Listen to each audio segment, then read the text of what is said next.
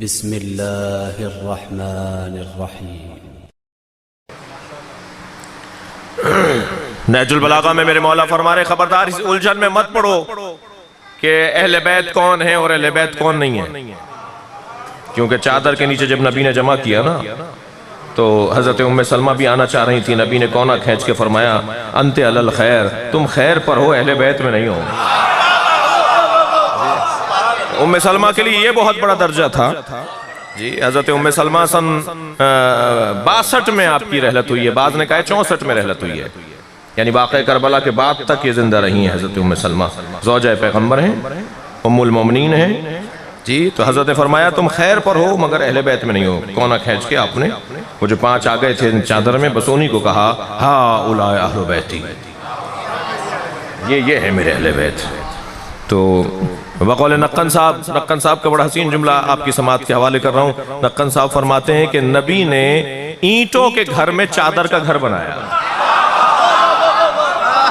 اور فرما رہے ہیں حضرات، نبی نے اینٹوں کے گھر میں چادر کا گھر بنایا اور چادر کا گھر بنا کر کہا یہ میرے اہل بیت ہیں۔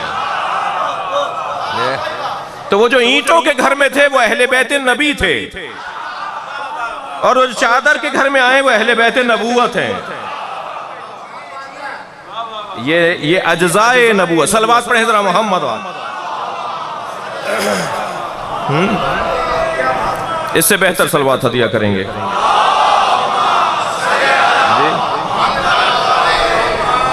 عزیزان گرامی، بات بحث اور عنوان یہ ہے کہ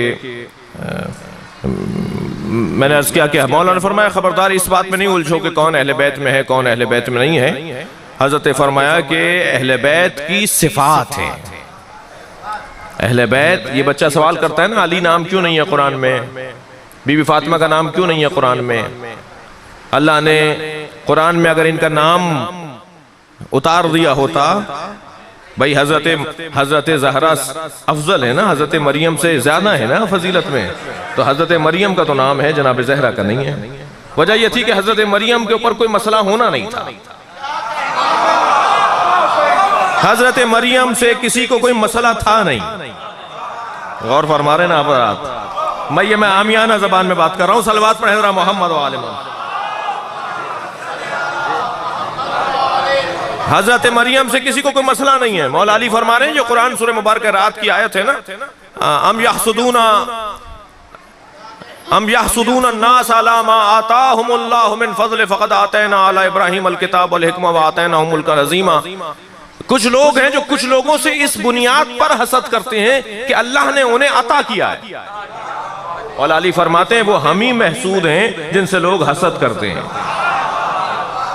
اللہ نے ہمیں کمالات عطا کیے ہیں۔ نحنو محسود الذین فی الآیہ، آیت میں جن محسودوں کا ذکر ہے نا کہ جن سے حسد کیا جاتا ہے، وہ ہم اہل بیت ہیں۔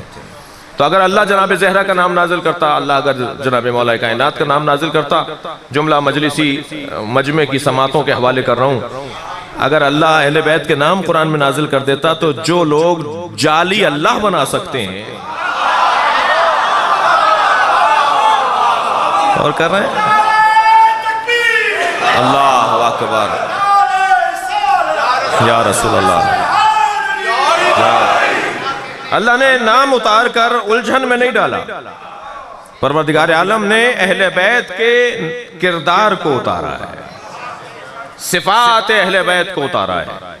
اسی بات کو مولا علی بیان فرما رہے ہیں کہ اگر جاننا چاہتے ہو کہ اہل بیت کسے کہتے ہیں تو صفات سے معرفت کروا رہے ہیں۔ فرماتے ہیں اہل بیت کی نشانیاں ہیں، اہل بیت نشانیوں سے پہچانے جاتے ہیں۔ سب سے پہلی نشانی مولا علی بیان فرما رہے ہیں، فرماتے ہیں یخبرکم حلمہم عن علمہم، اہل بیت کا حلم بتائے گا کہ کتنے بڑے عالم ہیں۔ ان کا حلم ان کے علم کا پتہ بتاتا ہے، ان کے حلم سے معلوم ہوگا کہ ان کا علم کتنا ہے جی۔